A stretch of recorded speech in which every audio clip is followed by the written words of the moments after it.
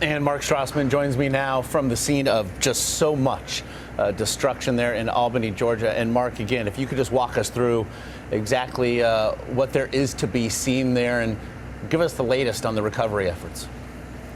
Yeah, we're just starting to get a sense of it, Josh, now that it's light, it's just how bad it is. I mean, where I'm standing is pretty much destruction in every direction. You can see that orange house back there, the roof completely blown off, and everything around it has been trashed too. I mean, take a look at this tractor-trailer truck. I mean, think about the power it takes to flip a tractor-trailer truck like this. In this case, it was flipped and pushed into some power lines behind it.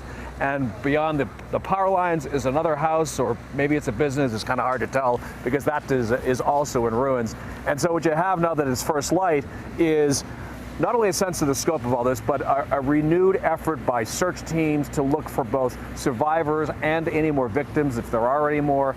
The light is clearly going to help because by the time many of these search teams got out last night, it was already really dark.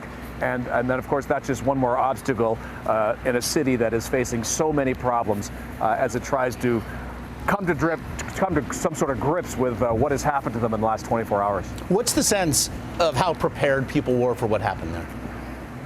I think they were somewhat prepared, Josh, because folks by and large knew that weather, bad, ugly weather was around, that the radar was not good. But think about it. Mid-afternoon yesterday, a lot of people here in Georgia had just sat down to watch the Falcons play the Packers in the NFC Championship game. And all of a sudden, it's about 3:30, and boom, this tornado hits and just tosses this community upside down. So on the one hand, they knew there was the threat of that, but I think a lot of people were also distracted by the fact that the game was on and they were settled down to watch that, and then all of a sudden this hit.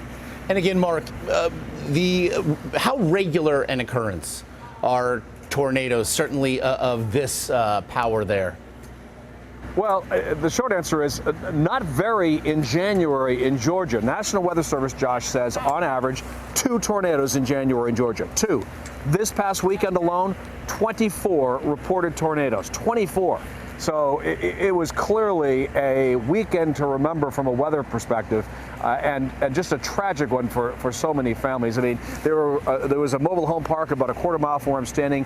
About 4 people were killed on that mobile home park. And again, the hope today when search teams go out is that as awful as the destruction and the death was, that there'll be no more bodies found. I mean, that's the real hope here. Indeed. Again, the devastation there, really hard to imagine. And I know, Mark, you'll be all over the search and recovery efforts. Mark Strassmann there in Georgia. We do appreciate it.